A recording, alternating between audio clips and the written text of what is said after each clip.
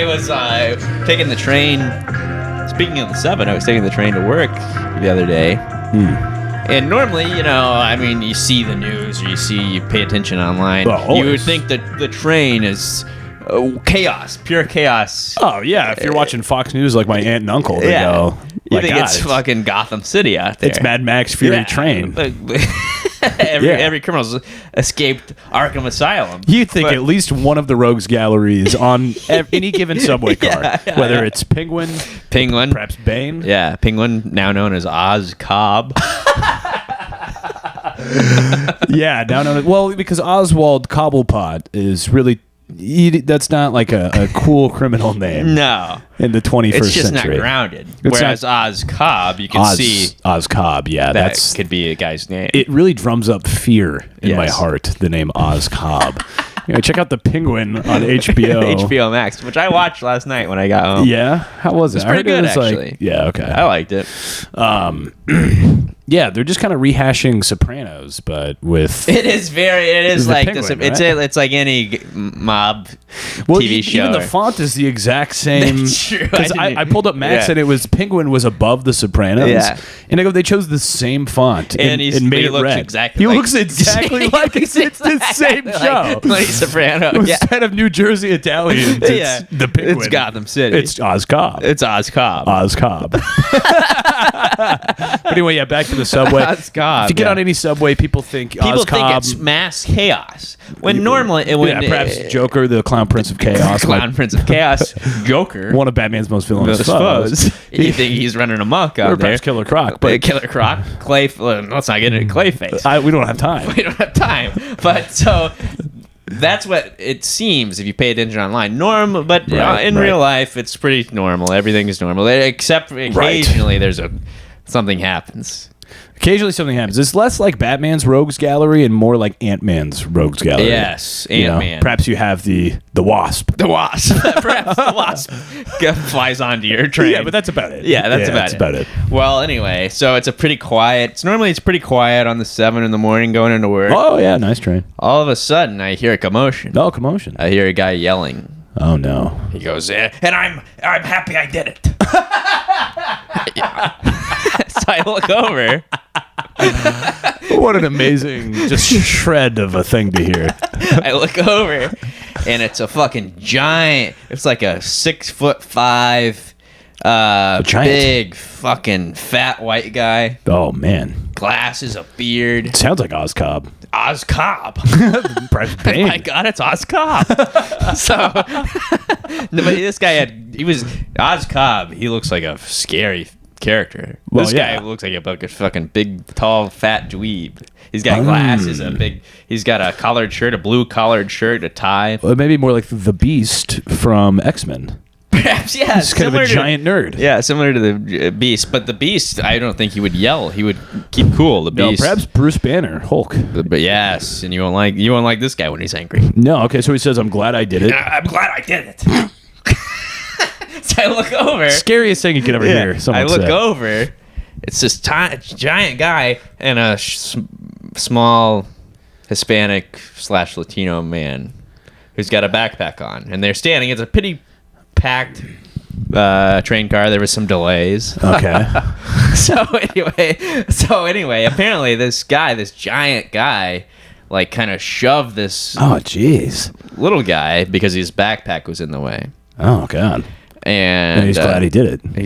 I'm glad I did it, and I do it again. And then he laughed in the guy's face. Oh, now I can't hear what the little guy's saying. I don't know. He probably doesn't even speak English, to be honest. No. He's just but anyway, a little senor. No matter what, if this guy, even if he's in the right, it looks like he's wrong. Yeah, he's a big guy yelling at a little guy. He's a big guy yelling at a little guy who's not saying anything. That's the thing. When you're that big, you have to be friendly. Yeah. Because even if you can't throw a little tantrum if you're slighted because it looks like you're a monster. It looks like you're a monster. And everyone in the car thinks you're an asshole, no matter what, no matter the situation, because we only saw this part. Yeah. We didn't see what led up to it, so you have to remain cool. And then the train gets to the next stop. That guy that was getting yelled at gets off. Right. And then another guy who just saw what happened says to the big guy, "You're a fat fuck." Wow. As he's getting off. Wow. But I forgot this part. Before the little guy got off, the big guy goes, "You suck. I hope you die." The little guy said that to the big guy? The big guy said that to the original little guy. Yeah, I hope you die. which is an insane thing to say. Yeah. So this guy For a was an backpack asshole. being in the way. I mean, geez. Backpack. Yeah. But I you can't. If you're a white guy, it's a best just not. It looks really bad to yell at a small minority. Yes. You're a giant white man. Yeah. You're a giant white man. Yeah. Unless you're Oz Cobb. Then you're standing your ground. Yeah. Yeah, I was on the train over here, and there was a lady sitting on the train, and there was like a small amount of space on each side of her, but not enough for anybody else to sit there. Yeah. And this guy walks up, this like big guy. Yeah. And he just stands in front of her, and he goes, "Excuse me, like, let me sit down." And then she goes, "There's no room here to sit down." Right. And he goes, "Move over." And she goes, "No." And he goes, "Fucking bitch." And then he walks away. Good Lord. And I thought, if there is a bat signal in this city, we need to turn it on. Because these train cars are overrun with ne'er-do-wells. Yeah. But, also, I mean, do you really need to sit down? no, he got off on the next stop. Yeah. Yeah. Trains, stay off them. It's a dangerous place. Also, as you can see, we are still in our we're in our rebuilding era for the podcast studio. It's rebuilding year. Rebuilding few months maybe. We'll see. It's better on audio for the next couple months maybe. Sure. There's not a whole lot to look at visually. Or if you're watching on YouTube, pull up something else. Yeah, pull up something else. Put it on in the background. Read an article while you listen to this. There's not a lot to look at. We did put the map back up. Of course, it's not really at full mast here. It's It's a half mast. Half mast. Yeah, we're just kind of stringing it together. The way the country's going right now, we should keep the map at half Well, mast. I don't really like to see anything south of the border at the moment, given the current situation. So that's kind of how I prefer to look at North America. Yeah. You see a couple tourist destinations, and that's it. That's it. Nothing else. Yeah. But I think it looks good. I like it like this. I should leave it like this. Yeah, I think it looks great. Yeah. Joe, would you like to explain what the... Yes. Welcome back to the Echo Chamber podcast. If you're joining us for the first time, this is the only podcast where two comedians read the Wall Street Journal because one of us gets it for free from work. And Trent, what are we going to be hearing about today? Well, Joe, you're familiar with Craigslist? Of course. The founder... Craig, the list. Craig. Yeah. He's giving away his millions. He's giving away his fortune. Yeah, he's giving away his fortune. The Craigslist fortune. The Craigslist fortune. He now, says, I don't need it. Is it to one lucky winner, or is it multiple things? I guess we'll find out. Multiple things, and it's for the benefit of our own good. Mexico. Oh. We're going to hear about this. They did their overhaul of their judiciary. Really? Yeah, the Obrador was planning. Oh, wow. Yeah, isn't that nice? That's nice. That's good. I'm sure it went well. Everybody in all the courts is fired. And there will be elections to decide the new ones. Okay. Which sounds great on paper. Yeah. But it's actually bad. part of their diabolical scheme. Oh, It's no. a genius scheme. Oh, wow. Evil genius. Oh, jeez. Well, Joe, we've covered the Red Lobster. They've been going through some trials and tribulations. We've been rooting for him, too. We've been rooting for him. Well, they got a new CEO. He's 35 years old. He's going to turn it all around. He's got a big plan. They're always going to turn it all around, those young gun CEOs. But I believe this guy. He seems to be a hot shot. A hot new hot shot CEO of Red Lobster. Hot shot CEO. Well, we got kind of a bad boy CEO overseeing... bad boy CEO. Yeah. Did he? Did he? Well, yeah, that's true. That's true. Talking about a bad boy. Different bad boy CEO. We're going to get into this story. We've talked about the Neom, and a part of it is I believe it's called the Wall or something in Saudi Arabia. Saudi Arabia is trying to build like a new wonder of the world right now. Yes, the Crown Prince is putting all that money in there. So we're going to be hearing about bad behavior plaguing the project. Oh, jeez! You're trying to build a modern day pyramids of Giza. Yeah, I would hate to see something like bad behavior get in the way. Oh my God! Yeah, and we're going to do a bit of a small deep dive on that. You think you know somebody? Well, Joe, I believe this is our final story, unless you have one more. No, that's you have it. a visit from Pepper and Salt. former President Donald J. Trump. Yeah. He he went to a restaurant. He paid for it in Bitcoin. What the fuck? What kind of just dystopian world are we living in? I don't even know. It's like a made up sentence. If you told, like, if 9 or 10 years ago, I would know that the headline would be former President Donald Trump buys burger with Bitcoin. My head would explode. What does this mean? What could that possibly mean? Well, we're also going to hear from our friends at Pepper and Salt. Pepper and Salt. To round it up. Some of our favorite friends, Pepper and Salt. Well, Joe, I'll start us off here. This from the Wall Street Journal. On the Wall Street Journal. Sort of a short story. Craigslist founder pledges millions. Now, is his name Craig? His name is Craig. Oh, wow. Craig Newmark. Newmark is turning a new leaf. He's giving away the fortune. Yes. Well, he believes hacking by foreign governments is a major risk to the U.S. and plans to donate $100 million to bolster the country's cybersecurity. Oh, yeah. Bullshit. This sounds like a tax write-off fucking scheme. It sounds like he's commissioned by the government for something. Well, I don't know about that. Right. But I like this guy. Is he who's he donating it to? Well, this is only part of it. This is only part of it. Ah, okay. But half the money will go toward protecting infrastructure such as the power grids. You got to protect the grid. The grid. The other half. Can you imagine a millionaire gives away his fortune? Who's he giving it to? The grid. The grid. Putting it back in the grid. We're putting it back into the grid. So all we do is take and pull from the grid. No one ever gives. You're right. It's about time somebody thought of the grid to give back to the grid. Yeah. The other half will go towards educating people about the importance of simple safeguards that are often ignored, such as using password managers and updating software. What? He's very worried about getting hacked. That's okay. Interesting. He worries that connected products like household appliances are vulnerable to attacks that could, for example, cause simultaneous fires, overwhelming a fire department's ability to respond. That is true. Yes. You know, because we read that article about like the cranes in China or the cranes that are made in China that we have here and shit. And the whole government was like, oh my God.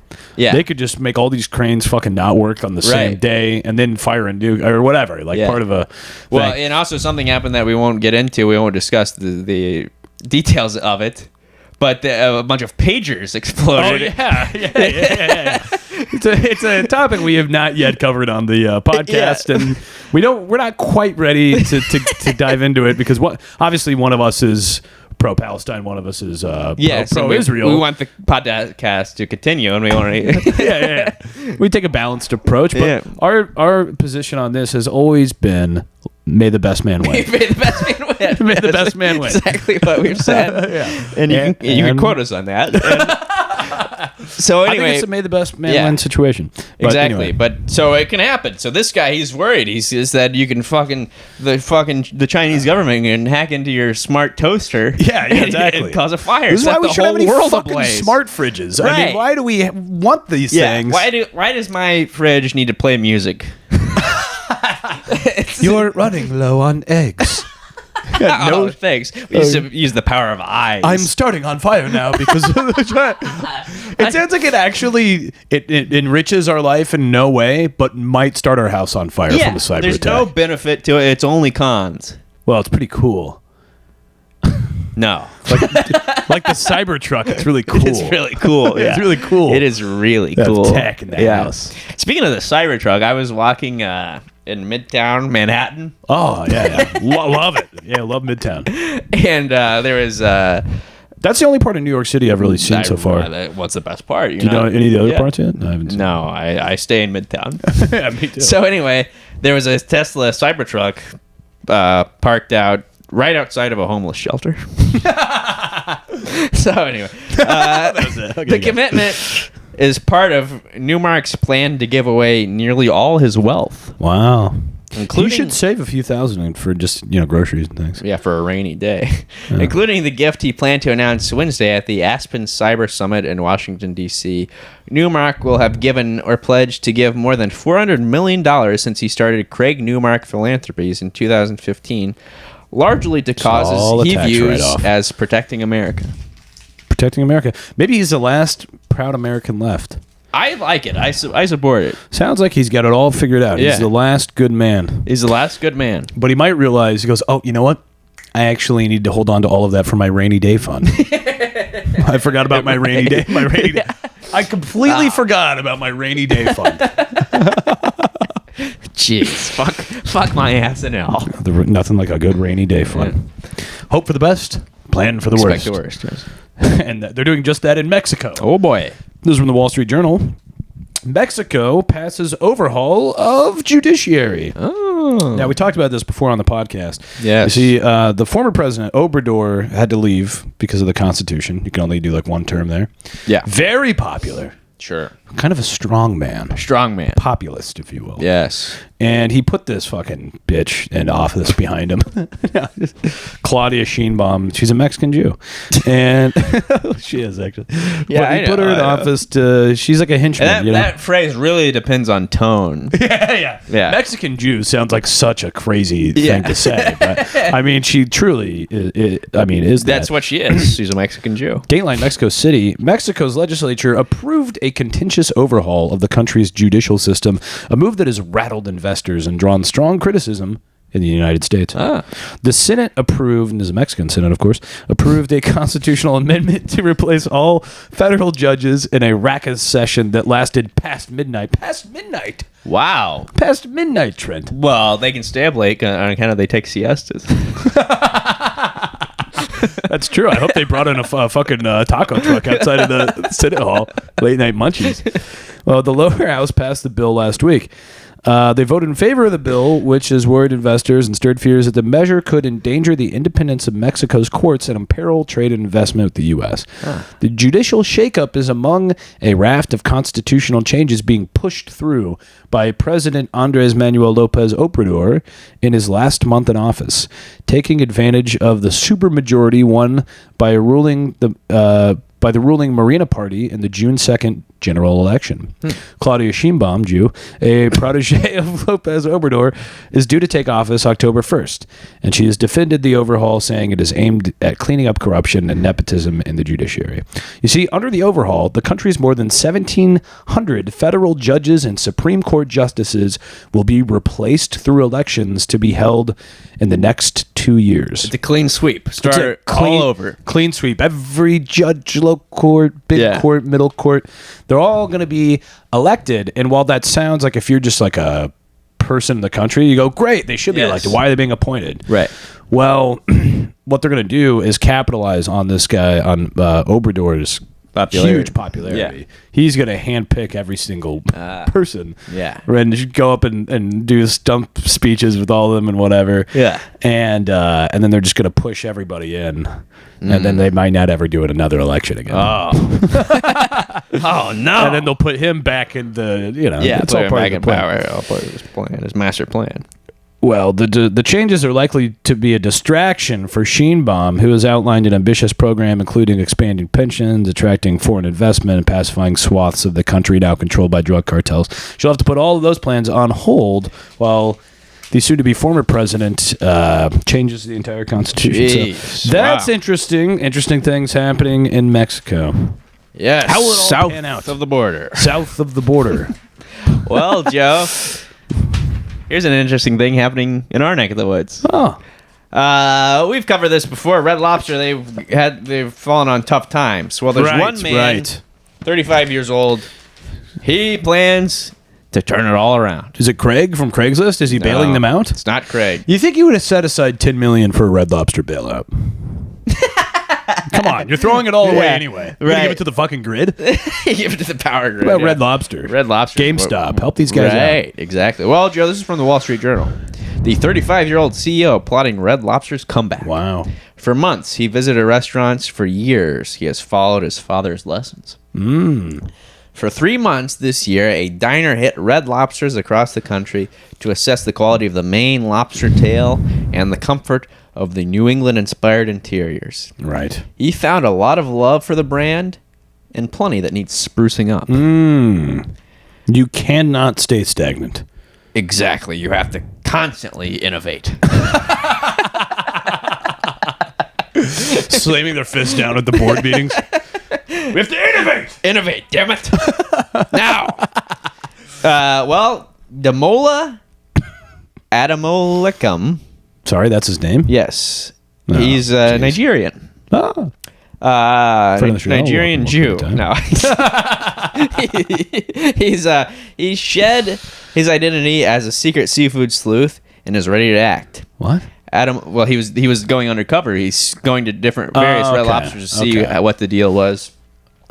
Adam Olegun is a private equity executive who was selected by Red Lobster's lenders to become its chief executive. So, yeah, go ahead. Here's my question. How does someone become a CEO of a global corporation at the age of 35? Do you have to start when you're like 12 years old? Do they put you in like fucking Harvard Learners Leaders for the Future program?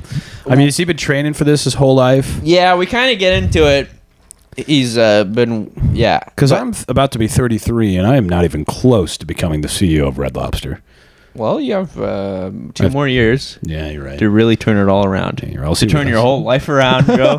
Turn it all around. The CEO of Red Lobster. This guy, he used to be the CEO of PF Chang's. Oh, I should do that first. You got to start there. And then you got to go undercover at Red Lobster. You got to go undercover, check out the main lobster tail. See if it feels if the New England comfort is there. Yeah, the New England interior, which I didn't know that was what it was supposed to represent. Neither did I. Wow, this feels very I New thought England. it was just supposed to feel like a Chili's, but with lobsters. Yeah. Well, he's the son of a Nigerian neurologist. He won a $10,000 prize from a high school speech competition. There you go. And used the proceeds to seed his first stock portfolio at age 16. Yeah, see that. So, there you go. Yeah, there you That's what happened. That's stuff that I don't know how to do. Yeah. In high school in Maryland, a coach encouraged him to pursue playing football at top area schools such as Georgetown or Johns Hopkins. See, behind every great man is a great coach.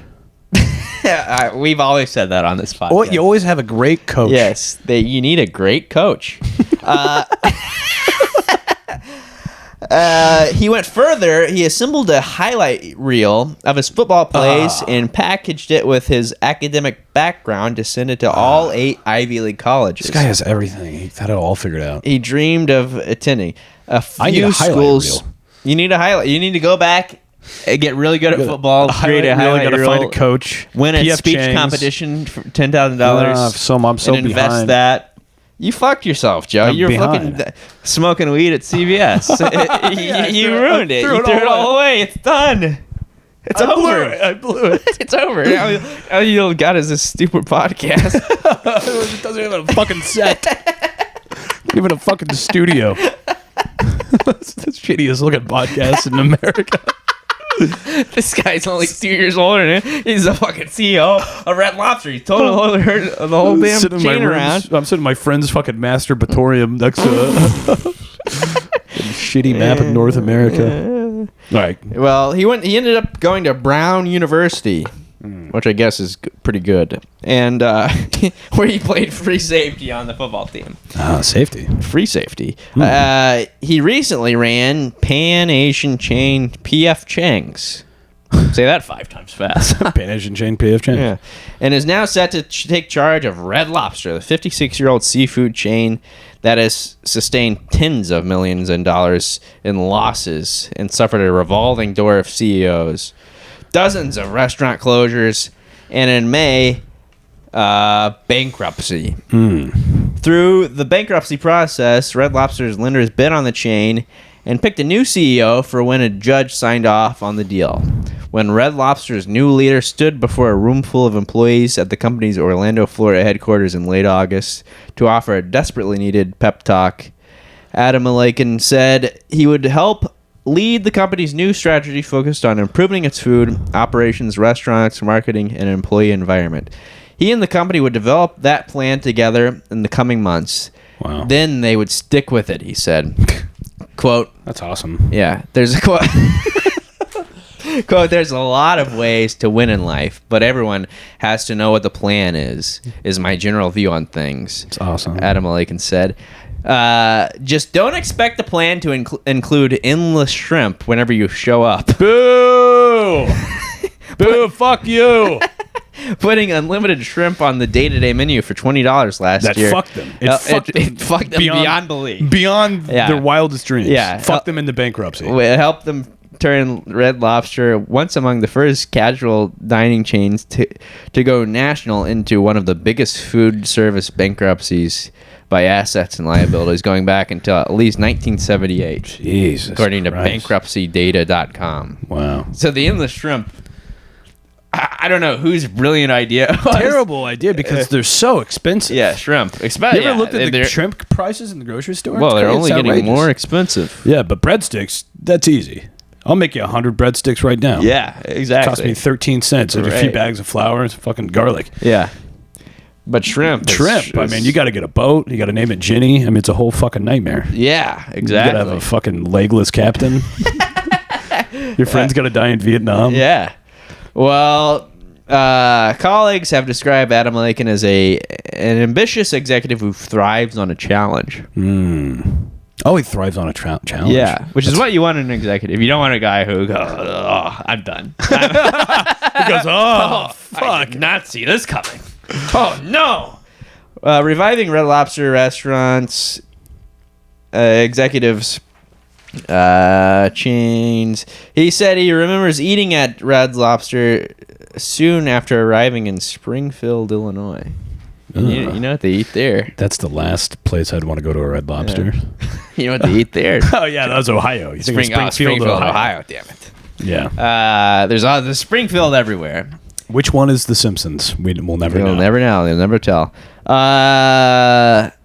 So anyway, this guy, he plans to turn it all around. Adam Lakin started visiting Red Lobster restaurants around May, scoping out locations and sampling the surf and turf. He was impressed with the quality of the food when it was done well, including the crab legs. Other times it needed to be better. What are these anecdotes? You know what I mean? It's like he was impressed by the food when it was well prepared. Yeah. Other times, though, it needed to be better. What a brilliant guy. And he goes, and his strategy is to have a goal and kind of stick to it. Yeah. And the food was impressive when it was cooked correctly. Yeah, it's like, okay, it could be said for anything. Yeah, I mean, I haven't learned a single thing about this guy so far. Adam Lakin's priorities include simplifying operations and running cleaner, safer, and more comfortable restaurants. Now, there's a great idea. Anybody would say this. Yeah. He said he plans to slim. Now, here's something that I agree with. Oh. This is smart. He plans to slim down the menu, as he did at P.F. Chang's, and the company needs to pay higher wages in some markets to reduce turnover. So this is a thing that's happened fairly recently, right? In our lifetime. Too many options. Yes. At restaurants. Well, they talked about not just at restaurants, because we had an article about the CEO of Mattel. Yeah, anywhere really. There was 100,000 Barbies. You had a Barbie for every race. Yes. If you're mulatto, perhaps. There's one for that. Well, I don't think that's the correct term. But this is from the article. But, yeah. And that was from the article. It's from the article. That was a direct quote from the CEO. But what they did is they simplified the amount of SKUs, so it white and black, nothing else. No Latino, no Asian Barbies. And it worked. It really worked for them. It's not quite true, but they did simplify it. So there's too many options. It's too much, and then there's too much to remember for the poor chef at the Red Lobster chef. Yeah, he's going, why am I making seafood pancakes back here? I mean, it never ends. I need lobster, fried, deep fried shrimp. That's all you need. Lobster, shrimp, not endless. Not endless. There's a bottom. And perhaps a fish and chip. A nice fish and chip. That's all you need at Red Lobster. And maybe a macaroni and cheese for the kids menu. For the kids menu, yes. Maybe a salad menu. Or a nice salad, yes. And then you got to have apps. Yeah. Apps. The biscuits, of course, the world famous cheddar baked biscuits. Yeah, and honestly, you want a pasta section as well. You need a pasta section as well. But if you have pasta, it's probably better to have pizza as well. Pizza, yeah. Yeah. But if you cut cost on labor, then you can... Yeah, you can reduce... Yeah. You could reduce... Yeah. Well, I don't know what the solution is. It sounds like he does. We're rooting for him. We love Red Lobster. We're rooting. It's pro Red Lobster podcast. We're rooting for... It's a pro Red Lobster podcast. We're rooting for... You know who else we're rooting for? The Crown Prince of Saudi Arabia. Yes. I'd like to go visit that Dragon Ball Z thing he's building. He's building the DBZ thing too? DBZ World. We should go. How funny would it be to go to Dubai and do the podcast there for like 2 weeks? That'd be sick. Yeah, it'd be sick. That'd be absolutely sick. There's no other way to describe it. Is Dubai in Saudi Arabia? I don't know. Is there what? Is Dubai in Saudi Arabia? I don't think so. But it's adjacent. It's close. It's got to be close. Within walking distance. This is from the Wall Street Journal. Yeah. Bad behavior plagues Saudi project. Neom. Now, Neom is the whole thing. That's what the whole thing. Yeah, that encompasses much more than the line. It's all this other shit too.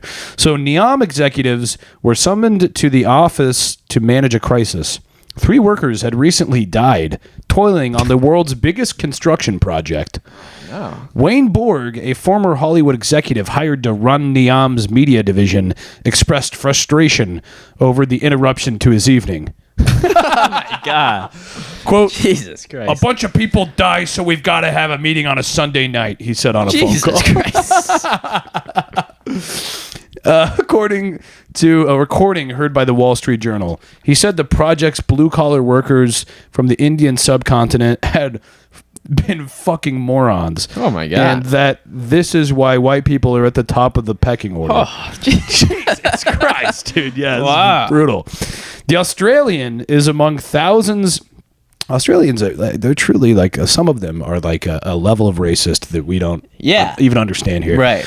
The Australian is among thousands of expatriates hired to turn the monumental visions of the Crown Prince Mohammed bin Salman into reality. Mm-hmm. Neom, his signature initiative, markets itself as the land of the future, where the greatest minds and best talents are empowered to embody pioneering ideas. What a bullshit fucking... Yeah, what does that even mean? It doesn't mean anything. It sounds like I'm about to waste $100 billion. Yeah. And then they're going to behead me for doing it. In practice... I'm just joking around. In case he's listening. In practice, the project has... Yeah, we got to say that because when we go there... Yeah, I don't want any bad blood there. They tend to come down with we just want to fucking enjoy, iron fist. Right, we just want to enjoy Dragon Ball Z world. Yeah, in the line. In Neom. The line, yeah. The project has become a magnet for executives with checkered pasts. Oh. And inappropriate workplace behavior, which this podcast does not tolerate. No, we don't stand for that. According to current and former executives and documents, emails, and recordings reviewed by the journal. Borg, 59 years old, has been recorded making racist and misogynistic comments. Another top manager has a corruption conviction in his home country and remains under investigation there. Sure. Neom has investigated other star executives for embezzlement. Subordinates said Neom's chief executive berates and belittles employees. The workplace issues illustrate a broader problem for Mohammed. He's made Neom the symbol of his ambitious reform program, and is investing hundreds of billions of dollars of their precious oil money to build it, with plans to host the Asian Winter Games and the FIFA World Cup there. Wow. If Neom fails, the 39-year-old de facto ruler risks squandering his country's wealth. Oh, no. And his reputation. He'd look like a loser. He's putting it all on the line. Not only his own reputation, his legacy, the Crown Prince's legacy, but all of the country's money is going into this. And it would be the next, Pyramid of Giza. Right. Multiply that with the Great Wall of China. Yeah. It's crazy what they're trying to do there. Right, and he's hired all these disgraced executives to handle it. He's got like the Weinstein brothers and like weird fucking outlaws doing it. In a meeting about the worker... Now, do you think it's because those are the only people that are willing to work for him? No. Well, maybe. Yeah. But maybe it's just that, like, a project like this attracts these kinds of people. Yeah. It's like, it's such a spectacle. Yeah. And it's also, I think that if you're a practical person and you're looking at this, it's going to be a fucking nightmare to try to pull this off. Yeah. And something is going to go really wrong. Right. Because what they're trying to do with the line, if anybody listening is not familiar with the line, give it a quick Google and look at the renderings of it. It's 100-mile long city. It's all connected. And it's 2 skyscrapers that are each 100 miles long that are as tall as the Empire State Building. And then in between them, there's like a bunch of trees and bridges. And it's like the craziest, most futuristic sci-fi thing you've ever seen. Yeah. And it could get hacked. It could get hacked. It's all, and it could be set ablaze like that. It's all because it's all connected. Smart fridge in every room. Yeah. But the line is only part of Neom. Right. The line is like the signature piece of Neom, but around that it would be like, stadium for the Olympics and all this shit. Right. There's like a roller coaster, perhaps a Six Flags. A roller coaster. It's like a fucking it's like Disney World. They got the Dragon Ball Z thing. They got WWE. There's a WWE thing that they're also building over there. I think it wants to compete with Dubai. Really. Yeah. You know what I mean?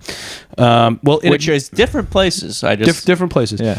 In a meeting about different place. It's a different place. Desert, but not the same. Who knew? In a meeting about the worker fatalities last summer, Neom's chief executive, Nadim Al-Nazir.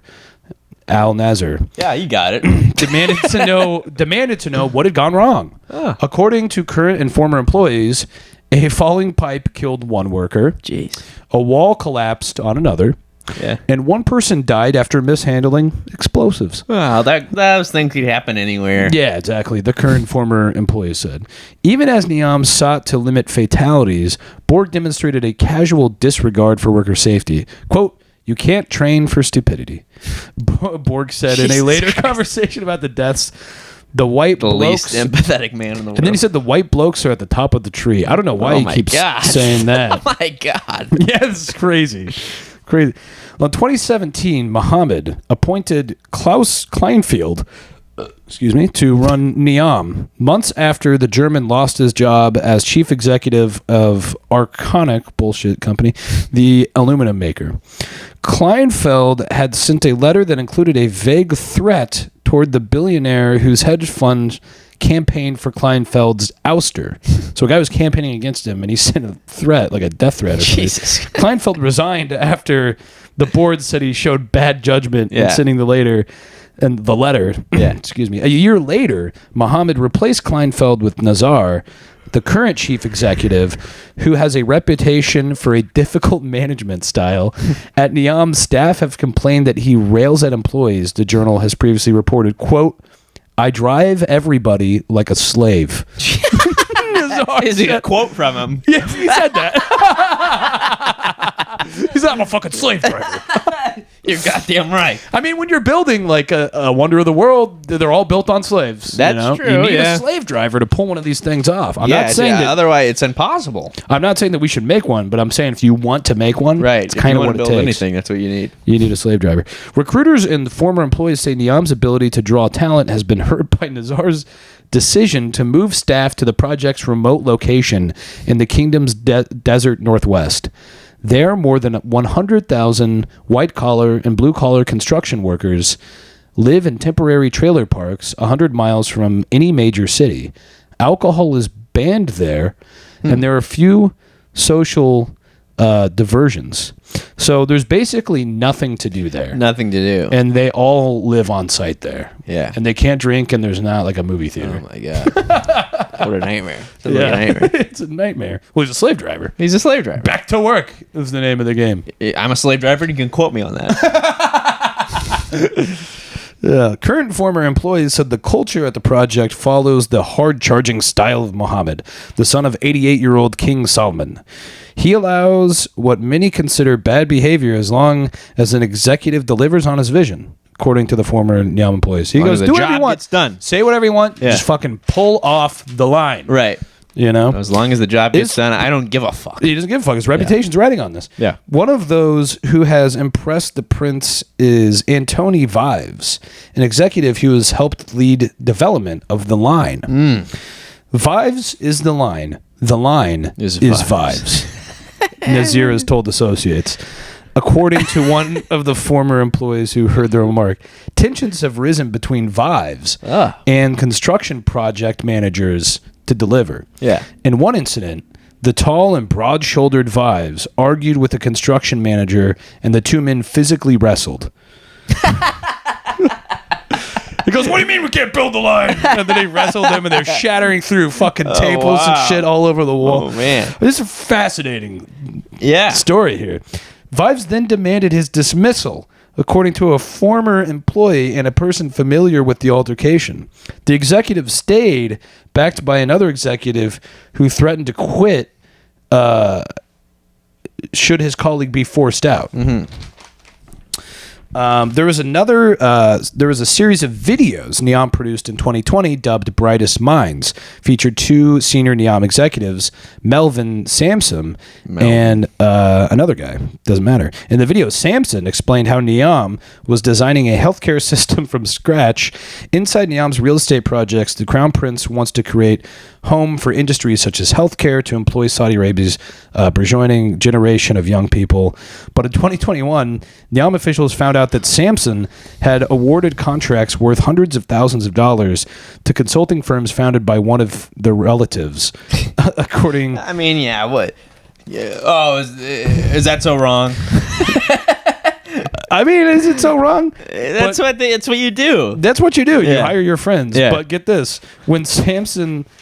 Let me just get a firmer grip here. When Sampson heard in the spring of 2021 that Neom executives were investigating the contracts, he drove to the airport, left his keys in the car as he fled. Oh, wow. Left his keys in the car, got on a plane, got the fuck out of there. Get out of here. They're going to chop my fucking Jeez. testicles off. Wow.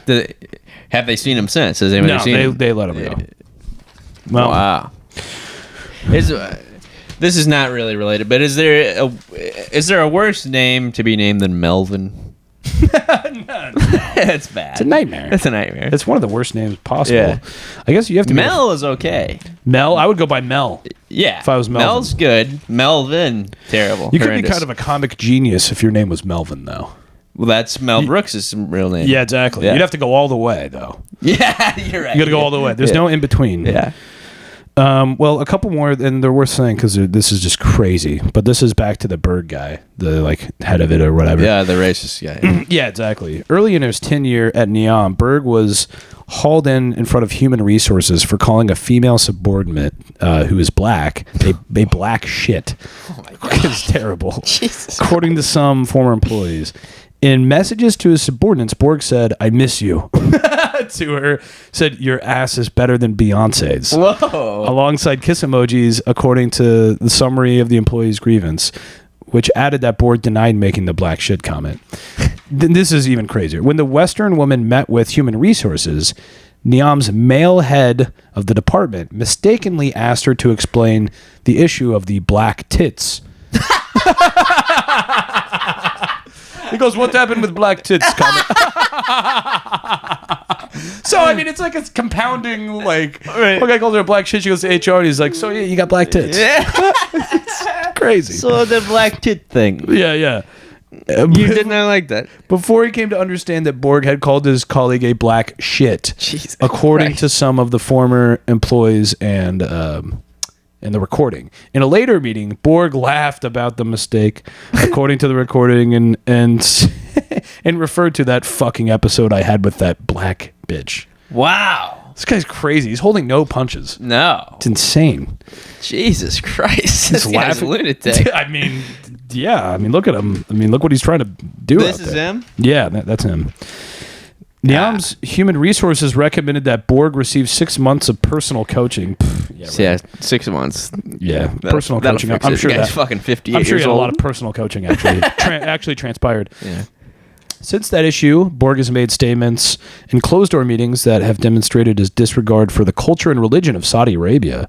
According to audio heard by the Journal in one meeting, Borg referred to women from the Arabian Gulf as looking like transvestites. Wow. And in another joke that certain sexual positions are forbidden in Islam, according to the audio. Do you want to guess which ones? He said doggy style because it's animalistic. But you know what? He's in construction. What do you expect from these people? Yeah, I mean, What do you expect from these work people? site talk. So will they pull it off? We won't know for another 100 years, probably. Yeah, we won't know. We won't live long enough to see it. No, well, you know, here's the thing. The thing that they want to build is truly like one of those old projects where it's like, oh, it was built over the course of 1,000 years. Yeah. And you go scratching your head like, I don't even know what that means. Right. How did 13 generations just slowly keep working on this? Yeah. Because it was probably this after again and again, just people fucking everything up and nothing working generation after generation until you slowly just push every stone into that goddamn pyramid. Yeah. Actually, 3 deaths is pretty good for what they're trying to do. For what they're doing, it's great. I Brooklyn mean, Bridge it's hardly even worth reporting. No, and I think that's what the CEO guy was saying. Yeah. What, 3 people at Sunday night? It's a meeting on a Sunday night. You got 3 guys died. Do you know what we're trying to build here? Yeah, there's going to be 3 guys dying. We've never been more lucky. Pretty frequently.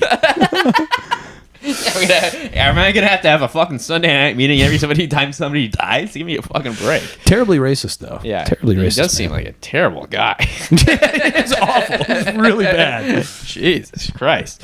Well, speaking of a great guy, Joe, this is about. No, just a joke. This is from the Wall Street Journal. Headline: Trump buys the burgers and pays with Bitcoin. I'm gonna spit my water out. GOP presidential nominee makes campaign stop at its spot for crypto. Oh God. Dateline, New York. Dateline, New York. We could take a trip there. It's in the city. Is it in Midtown? I only like Midtown. We only like Midtown. No, it's in Midtown. Greenwich Village. Ugh. It's for squares. For squares. We like Midtown. I like Midtown. A former president walks into a dive bar and asks, quote, "Who wants a hamburger?" He pulls out. The guy loves burgers. He likes hamburgers. He loves hamburgers, and who can blame him? He pulls out an iPhone. I can't blame him for anything. And pay. He pulls out an iPhone and pays not with dollars, but with Bitcoin. He goes, "Yeah." Just did that. Quote: "History in the making," Donald Trump declared Wednesday after making the transaction at Pub Key, a Greenwich Village tavern that is the spot for crypto enthusiasts. I can't think of a worse place. Yeah, this is worse than Midtown. Yeah, that's a nightmare. He can't just walk into a bar, right? Is everyone in the bar just like set up people and stuff? You know. Well, they knew he was coming.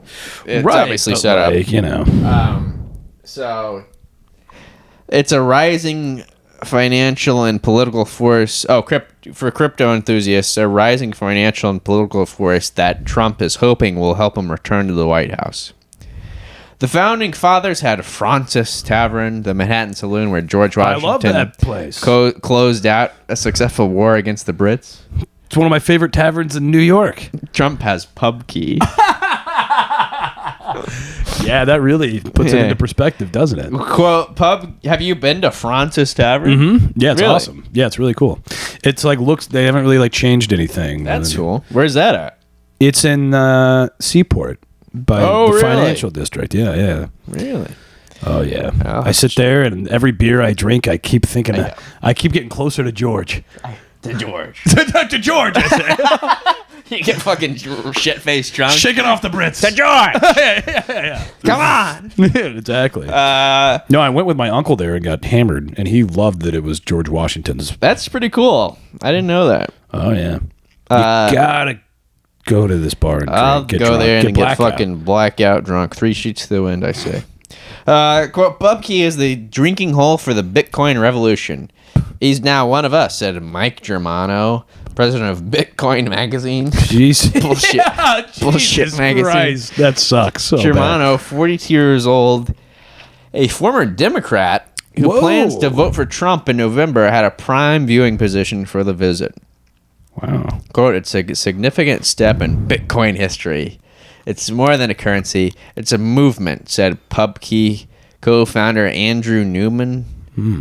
40, whose bar features a $12 beer and shot special.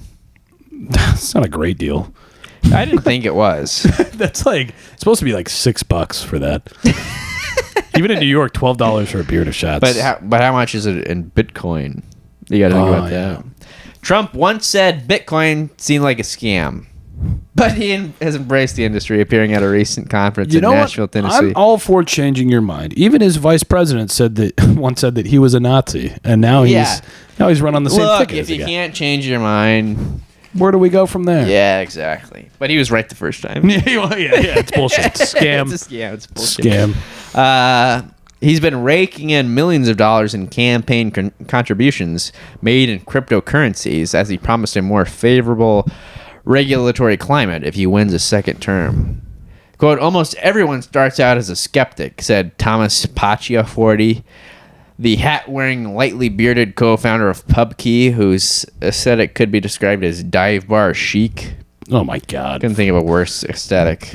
Dive bar chic? Fuck you. But when you do the work and dive into the protocol, you start to understand the really elegant mechanisms around decentralization. Jesus the way Christ. mining works, the way that transactions are effectuated. It's not an easy technology to grasp. It just takes time. Isn't the mining of the Bitcoins ruining the planet? Yeah, it is. It takes terrible. like another 100 horrendous. fucking acres of servers for Right. every day that they do it. It's insane. 1,000 times worse than building the line. You can build a line around the whole Earth.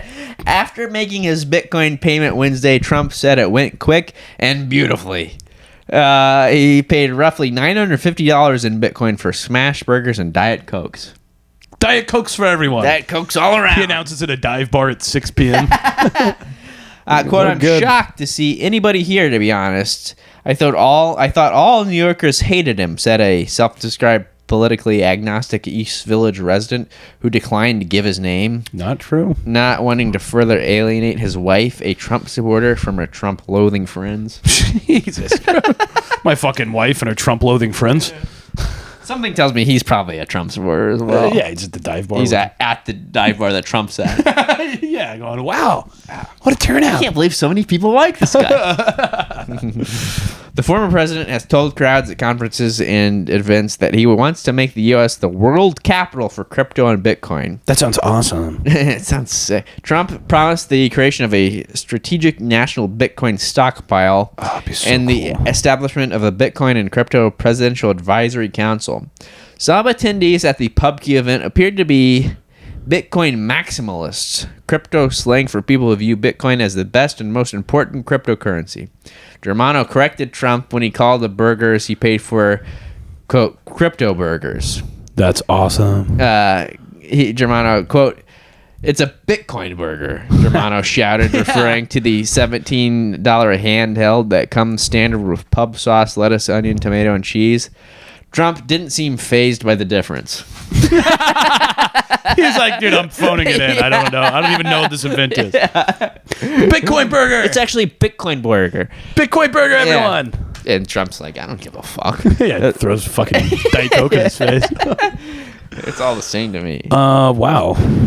Well, So it's pretty cool. Yeah, pretty cool. Lots of cool stuff happening in the world. Yeah. The line. That's cool. It's like sci-fi. Bitcoin's sci-fi. Bitcoin's sci-fi, yeah. It's really cool. Mexico. It's really cool. New judges. Red Lobster. Red turning Lobster. around. Yeah. Made a comeback. Everything is, this is all about the future. It's the future. We look forward to the future on That's this all. podcast. What's it going to bring? Yeah, some really cool things. Oh, Right. we do have a visit from our friends at Pepper and Salt. Pepper and Salt. Pepper and Salt. They never fail to deliver, do they? Yeah. So this one is it's a guy at a desk looking at a computer. He's got a cup of coffee. Yeah. And the caption is not quite a eureka moment. More like a, well, okay, there you go. Huh. Yeah. Okay. Let's put that right there.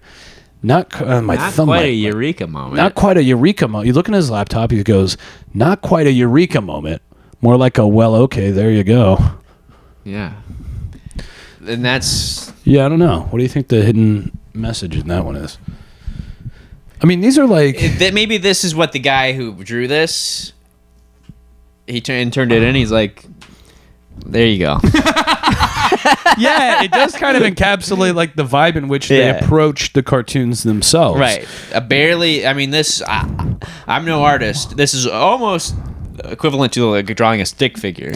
Yeah, there's like 6 different lines in that whole thing. It looks like it was drawn on a bar napkin. It looks like he had to turn it in 1 minute. He's like, oh yeah, he woke up one morning, fuck. cold sweat. Yeah. He goes, fuck. He's hungover. He's the deadline's today. Pepper and Salt. Pepper and Salt, the Wall Street Journal. They're counting on me. Yeah, right in. He fucking scribbles this down. He goes, there you go. There's only one cartoon strip in the entire Wall Street Journal. It is Pepper and Salt. They never make sense. No. Write in if you know what this means or why it's funny, or even if it's not funny, what it's trying to say. And we would love to, maybe to hear there's your something thoughts. we're just missing about this. I don't know. Often, I mean, you think you got one shot. There's one strip in a nationally syndicated paper. You Yeah. think you'd put in, I don't know, One of the most have famous one guy- papers ever. One of the to most exist. famous papers. Yeah. It's one of the only two papers left. Yeah, it really is. You know, that in the Times. In the New York Times. Yeah. And there's the failing New York virtually Times. no other newspapers left. Yeah. And this is what we This get is what every they week. It's get. the one cartoon strip. Right. Well, anyway, we love it. We're big Pepper and We Salt fans love here it. on the We pod. support it. Yeah. And that has been this episode of Echo Chamber. Thanks for watching, listening. Yeah, thank you. Like, Tell subscribe. your friends, subscribe, rate, review, all that shit. All that shit. Bear with us as we transition from our old set to our new set. There is a new set coming It's being built. that will look cool. It's being built in Saudi Arabia. We got this guy Wayne Borg on it. Yeah, Borg is working on it. He says some crazy things, says, but damn, does he get the job We don't care done. what he says, as Yeah. long as we see results. That's always been our creed, Yeah. and that's always, you know. Yeah. But yeah, it might be a few episodes of something looking like this, but bear with us, and we'll come out on the other side stronger, Exactly. stronger than we were before. Stronger together. Yeah, And that's it. That's our motto here. That's the show. As always, this is Trent Mabry signing out. You always get to go first. Sorry. And this is I'm sorry. it's Joe Nunnink signing off because I have to sign off because you signed out. I'm sorry. All right. Bye-bye. Bye bye.